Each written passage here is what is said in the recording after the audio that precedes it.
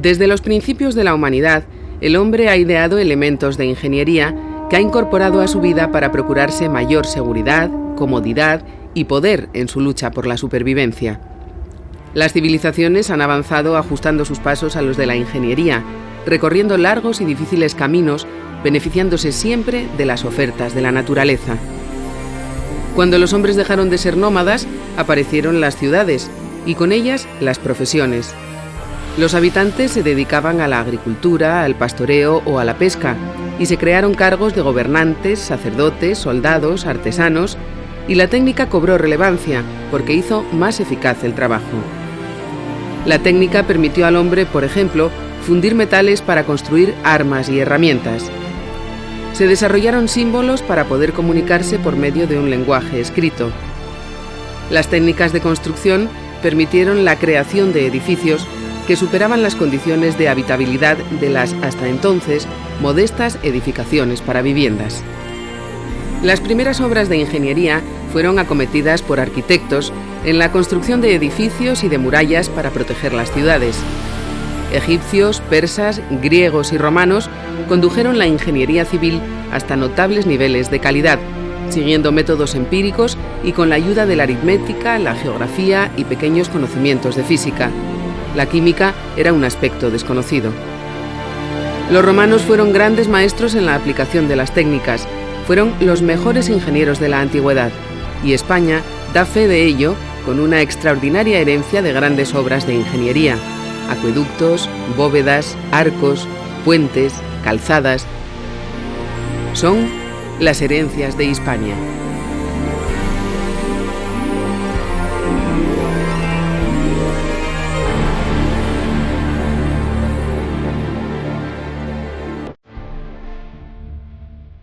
Los fenicios y los cartagineses llamaron a nuestra tierra Hispan, los griegos Iberia, y los romanos, tras vencer a los cartagineses en las guerras púnicas, decidieron mantener el nombre que oían a los cartagineses, Hispan, aunque ellos lo generalizaron y latinizaron, transformándolo en Hispania.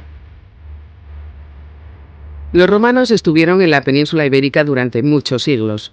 Entraron con la excusa de defender a los pueblos íberos de los cartagineses a mediados del siglo III a.C. y ya no se fueron.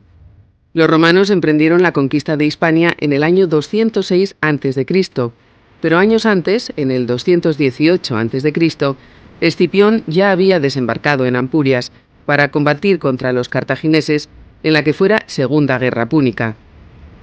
Fue necesaria una tercera guerra para reducir a los cartagineses y continuas batallas con otros pueblos de la península para imponer su cultura con dos sólidos pilares: la ley y la ciudadanía. Poco a poco fueron apoderándose de las distintas tierras, aunque tardaron varios siglos en conseguir pacificar todo el territorio. La pacificación en la península fue completa en el año 19 a.C., cuando Augusto sometió definitivamente a cántabros y astures. Son numerosas las aportaciones que los romanos nos dejaron. A ellas contribuyeron también los pobladores de Hispania, que colaboraron abiertamente, atraídos por las formas de vida latinas. El éxito de las campañas del ejército romano vino dado por una superioridad táctica sobre el resto de las civilizaciones y, sin duda alguna, por su ingeniería. Máquinas de guerra, organización de campamentos, puentes, calzadas. Todo el ejército, convertido en un inmenso gremio de operarios, era empleado en las fortalezas. Las obras públicas dependían en gran parte de los conocimientos de ingeniería aportados por los militares. Los grandes imperios han contado siempre con los mejores ingenieros, capaces de aprovechar los recursos del mejor modo posible y de desarrollar nuevas ideas que reafirmen su grandeza. Roma, evidentemente, no fue la excepción. La ingeniería se aplicó en el plano militar, en la industria, en los puertos, en la navegación, en las obras hidráulicas y en la construcción. Las civilizaciones anteriores a Roma utilizaban materiales de construcción obtenidos directamente de la naturaleza, como vigas de madera o grandes bloques de piedra, y también cocían bloques de arcilla que constituían los ladrillos. En la península encontramos claros ejemplos de construcción en los diferentes asentamientos distribuidos por el territorio, así como en hipogeos, puertas ciclópeas, talayots y dólmenes, realizados con voluminosos bloques de piedra y que podemos contemplar en Girona, en Navarra, en Antequera o en las Islas Baleares. Un avance considerable en la construcción fue el empleo de materiales susceptibles de ser moldeados con la ayuda de tablones de madera utilizados como encofrados. A este tipo de construcción pertenece el tapial. El tapial es una construcción que hace su aparición en la península ibérica probablemente en época púnica, en época cartaginesa.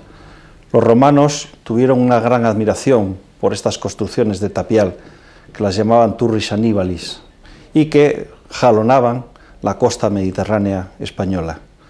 Es una construcción a base de piedras de pequeño tamaño, barro, algo de cal, y a veces se le añadía algo de paja, y que bien compactadas y en territorios donde no llovía resultaban muy resistentes. El tapial se construía con encofrados, por eso los romanos lo llamaban formacius, y es el origen de lo que constituiría después el hormigón romano de cal, que es la gran innovación romana. El empleo de la cal como aglomerante tiene su origen en el Neolítico y su uso como mortero se atribuye a los griegos y a los romanos. Este material, resistente y barato, fue muy importante para la tecnología. Los griegos conocían sus propiedades y empleaban la cal en superficies sobre las que iban a decorar, o sea, los estucos, o como revestimiento impermeable en los lugares destinados a contener agua, pozos, cisternas y piscinas de las termas. Vamos a proceder a ver la preparación de un mortero romano tradicional. Los componentes básicos de estos morteros romanos son la cal apagada, la arena y el agua. Hasta llegar a la obtención de la cal apagada, los romanos partían originalmente de una roca caliza, a la cual trataban térmicamente, calentaban hasta 1000 grados aproximadamente, para obtener un óxido de calcio.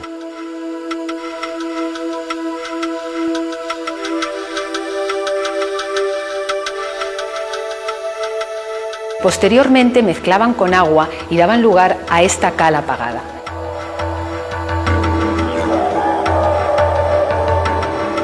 Esta cal apagada, cuando forma parte del mortero de cal, su proceso reactivo que da lugar al endurecimiento de este mortero de cal, este proceso reactivo se produce porque esta cal apagada interacciona con el CO2 del ambiente, dando lugar nuevamente a carbonato cálcico, componente similar al de la roca caliza de partida.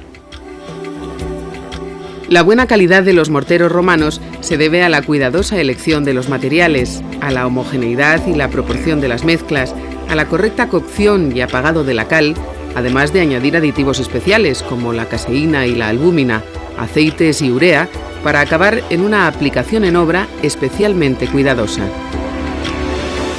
Los romanos aportaron algo más a la elaboración de morteros, esta vez para aquellas obras de ingeniería que han de permanecer en contacto con el agua. Nos estamos refiriendo al cemento hidráulico.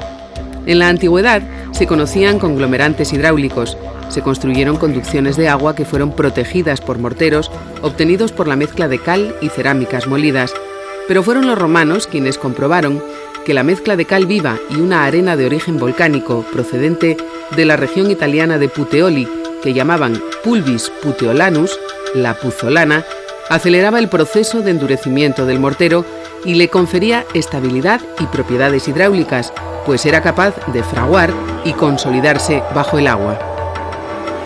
La cal hidráulica como aglomerante siguió utilizándose hasta el siglo XVIII, ya que fue entonces cuando apareció el cemento Portland, el cemento actual.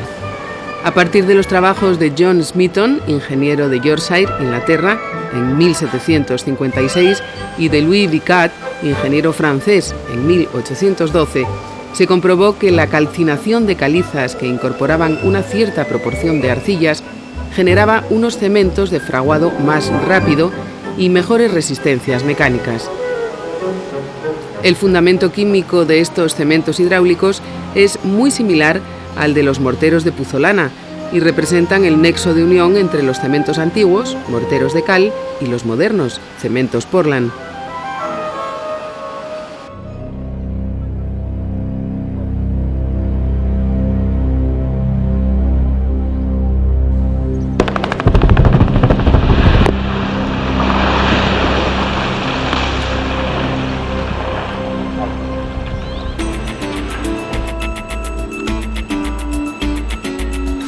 La fabricación del cemento empieza en la cantera, donde se obtienen las calizas, que una vez trituradas son transportadas a la fábrica para su almacenamiento con diseños adecuados de apilamiento.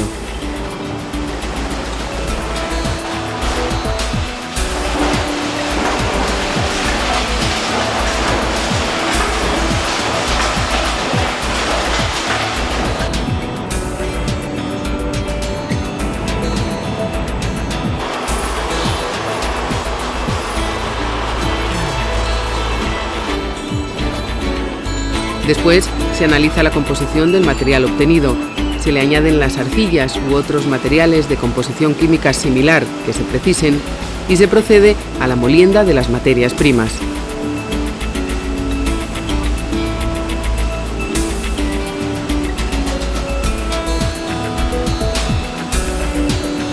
El material que sale del molino se somete a un proceso de homogeneización y se introduce en un gran horno giratorio, donde el crudo alcanzará una temperatura de 1450 grados centígrados. El horno es un tubo de alrededor de 80 metros de longitud y 3 a 5 metros de diámetro que gira a menos de 3 revoluciones por minuto. En su interior se produce la combustión controlada de un combustible que puede alcanzar temperaturas de llama de hasta 2000 grados centígrados. El material que sale incandescente del horno se llama clinker y se enfría con aire por debajo de los 120 grados centígrados. El proceso de fabricación del cemento termina con la mezcla y molienda del clinker con yeso y otros materiales, como escorias, puzolana y cenizas, en proporciones adecuadas al tipo de cemento que se desea obtener. Pero recuperemos la ingeniería romana. En un principio, los romanos continuaron utilizando la cal solamente como mortero, que facilitaba el asiento de las hiladas de piedra o de ladrillo. Sin embargo, hacia el siglo II a.C., la utilizaron como aglomerante para construir uno de los grandes descubrimientos romanos, un hormigón que denominaban opus caementicium. Para construir un muro de hormigón de cal, se colocaban 2 encofrados paralelos, que podían ser de tablas de madera, que después se recuperarían, o de fábrica, piedra, sillería, mampostería o ladrillo. En este último caso, los paramentos quedaban integrados en la obra y eran encofrados perdidos. En el espacio comprendido entre los 2 encofrados se vertía una capa de áridos de diferentes tamaños, a veces trozos de cerámica inservible, y el mortero hecho con cal, arena y agua. Después se compactaba todo con ayuda de pisones o mazos de madera hasta conseguir que rezumase en superficie la pasta, lo que garantizaba que no habían quedado grandes huecos en la masa. Hemos visto que la diferencia fundamental entre el mortero romano y el mortero actual consiste en el empleo de la cal o del cemento. Solo resta añadir un componente más, la piedra, para obtener lo que conocemos como hormigón. El empleo de los componentes cemento, agua, arena y grava nos permite obtener un producto muy económico y con muy buenas prestaciones estructurales, el hormigón.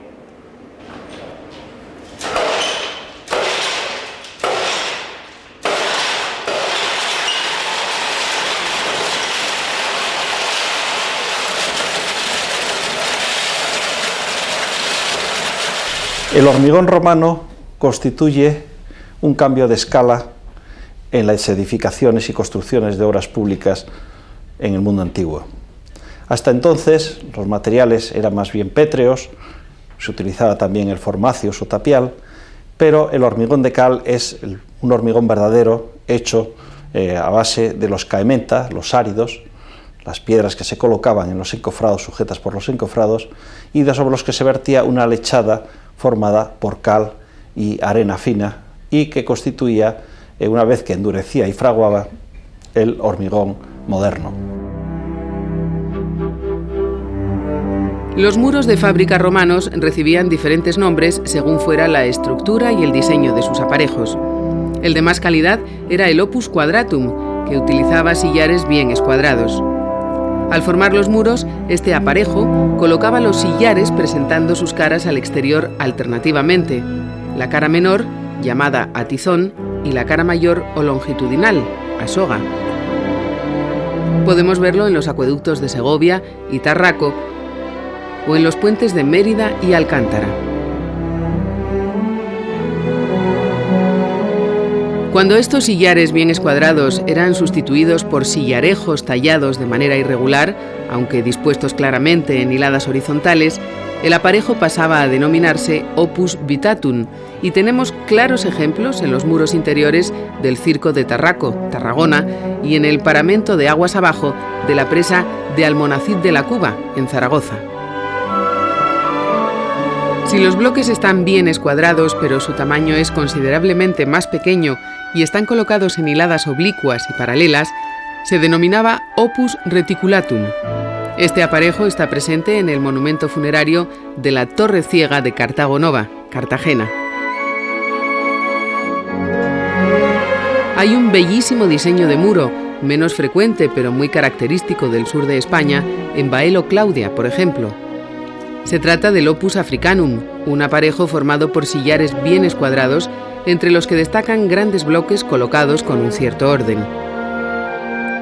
El opus mixtum es un aparejo de un gran valor artístico que combinaba hiladas de sillares de piedra con otras de ladrillo.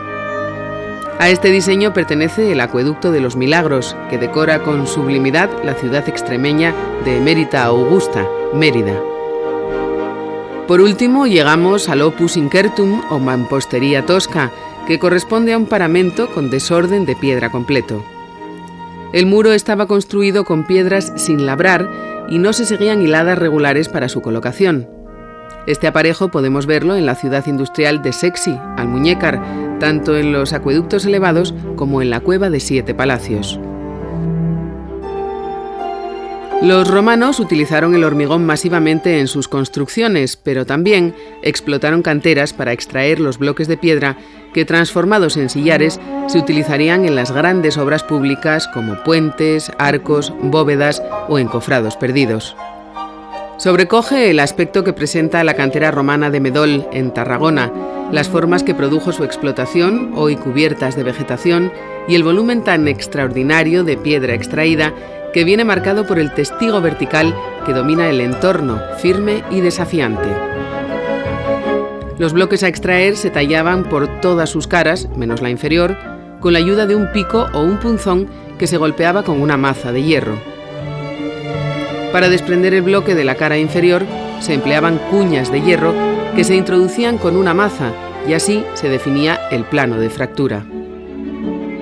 Este sistema de cuñas de hierro es el que utiliza aún Nicolás, un cantero de la Sierra de Madrid, para cortar los bloques de granito.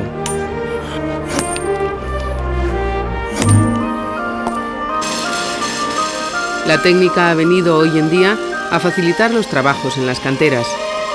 Fuertes martillos hidráulicos barrenan la piedra, donde se depositan pequeñas cantidades de explosivo para dividir de un modo controlado los grandes bloques de piedra que la potente máquina levantará y trasladará hasta el taller para su división en planchas o en pequeños bloques.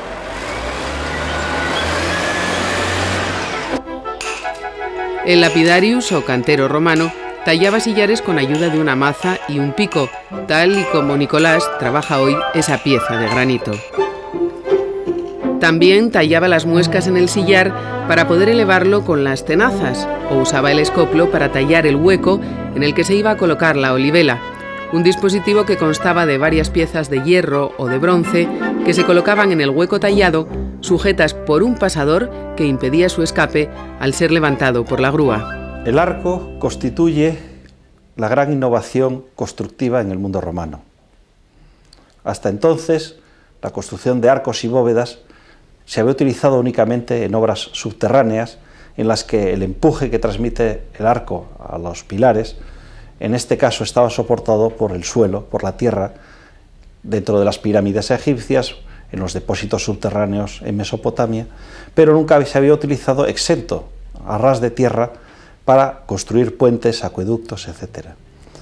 Los romanos lo llamaban arcuationes, son las famosas arquerías que vemos hoy día en los grandes acueductos romanos, en las grandes construcciones romanas. Las dovelas tienen forma de trapecio, son más anchas en la parte exterior que en la interior. Sus caras han de estar muy bien trabajadas para que encajen perfectamente formando una estructura estable. Debido a la forma que tienen, cuando se ejerce una fuerza sobre ellas, se empujan unas a otras de modo que se sostienen entre sí, constituyendo una estructura autoportante, resistente y capaz de salvar grandes luces. Los arcos de dovelas estaban hechos con una técnica innovadora. Era necesario construir previamente una cimbra de madera sobre la cual se apoyaban las dovelas de piedra. Tenían siempre un número impar de piezas y la que ocupaba la parte central se llamaba clave. Era la pieza que cerraba el arco y, por lo tanto, la última en colocarse. Los puentes anteriores al mundo romano, como el Gran Puente de Babilonia, por ejemplo, estaban construidos por tableros rectos, por puentes adintelados, formados por vigas de madera rectas, y cuya luz pues, no solía sobrepasar los 8 o 10 metros en los casos de mayor luz, de mayor tamaño. En cambio, el arco permite construir puentes cada vez de mayor longitud, luces que se aproximan a los 30 metros y que permiten esos puentes monumentales que todos conocemos del mundo romano. La utilización de arcos de piedra o de ladrillo en las construcciones se generalizó en el mundo romano con el nombre de opus arcuatum y fue un invento extraordinariamente útil en la conducción de agua a las ciudades por lugares especialmente abruptos o para salvar cauces de ríos o arroyos importantes.